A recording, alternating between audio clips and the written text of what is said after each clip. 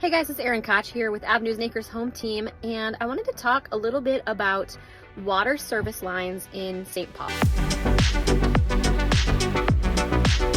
Currently, there are about almost 100,000 homes that are serviced by the St. Paul Regional Water Services, and of those, about 28% have lead water lines running into the house. It's mainly houses built in the 1920s and earlier, and there's a few houses from 1944 to 1947 that had lead service lines for their water coming into their house. What they're doing is, over the next 10 years, they are replacing any lead service lines at no cost to the homeowners, but it'll happen over the next 10 years based on project area. There is a great resource that the SPRWS put out, the City of St. Paul, for the Regional Water Services, that you can check to see if your service line is lead or if it's already been upgraded to copper. And if not, and you don't want to wait and have your lead service line redone, you do have the option of having it done and then assessing it to your property on your property taxes, spread out over the next 20 years at a low interest rate. We'll put a link in the video below, but if you live in St. Paul, I would highly recommend checking out to see if you have a lead